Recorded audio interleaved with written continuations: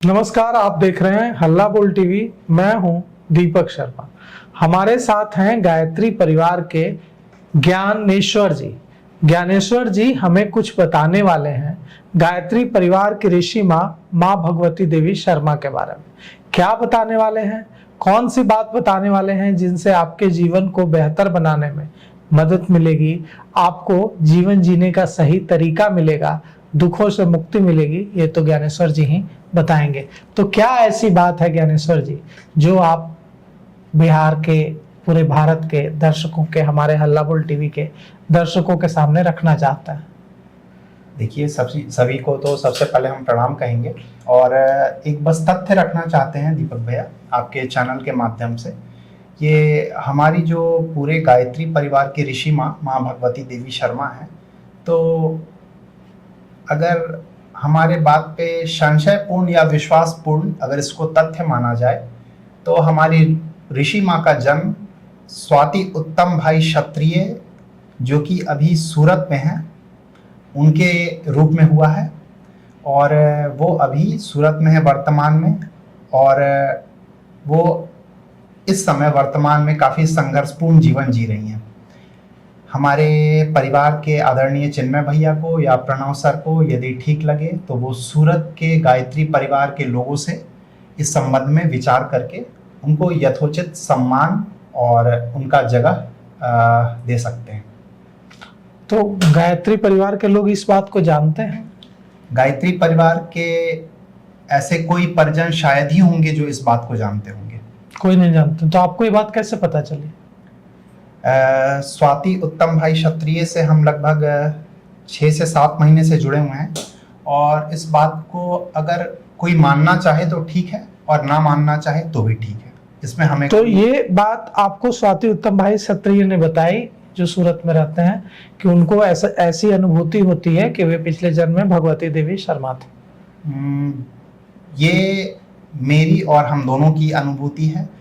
उनकी भी अनुभूति है, उनको भी ऐसी अनुभूति होती है? बिल्कुल, ये हम दोनों की अनुभूति है और हम पिछले 6-7 महीने से जुड़े हुए हैं। और गायत्री परिवार के किसी भी व्यक्ति को या फिर जो हमारे संगठन के लोग हैं जो बड़े हैं, उनको यदि इस बात पे विश्वास है संशयपूर्ण या तथ्यात्मक रूप से, तो इस बात को संज्ञान में लेके उनको उनका यथोचित सम्मानपूर्वक जगह दे सकते हैं।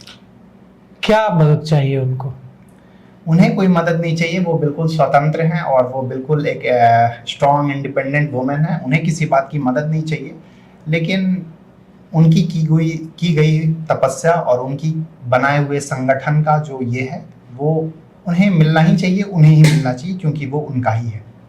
तो ये जो स्वाति उत्तम है, स्वाति जी क्यों नहीं खुद से संपर्क कर रही हैं गायत्री परिवार से? देखिए, एक स्त्री का आत्मसम्मान होता है, और ये बात ऐसी नहीं है कि हमने उनको नहीं बताई है, हमने भी उनको 2 बार बताई है, लेकिन उनको इस चीज़ में बहुत ज़्यादा रुचि नहीं है।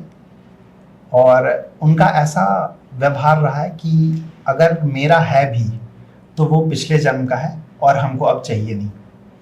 लेकिन फिर भी हमारा कर्तव्य बनता है, हमारे जो परिवार के लोग हैं, हमारे संगठन के लोग हैं, उनका कर्तव्य बनता है कि वो एक बार जाके उनसे एक बार यथोचित सम्मान पूर्वक उनका जो जगह है वो उनसे लेने के लिए एक बार रिक्वेस्ट तो कर ही सकते हैं, विनती कर सकते हैं।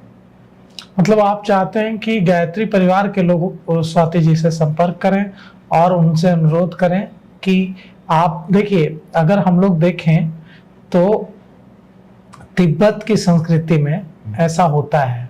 तिब्बत में जो दलाई लामा होते हैं उनके बारे में कहा जाता है कि दलाई लामा जो दोबारा खोजे जाते हैं वो इसी तरह से खोजे जाते हैं कि जो दलाई लामा पहले थे वो जो अब नहीं रहे, उनका पुनर्जन्म कहाँ हुआ है, और उनको उस बच्चे को खोजा जाता है। उस बच्चे को कई सारी चीजें दिखाई जाती हैं दलाई लामा से संबंधित, और उनके बारे में पूछा जाता है।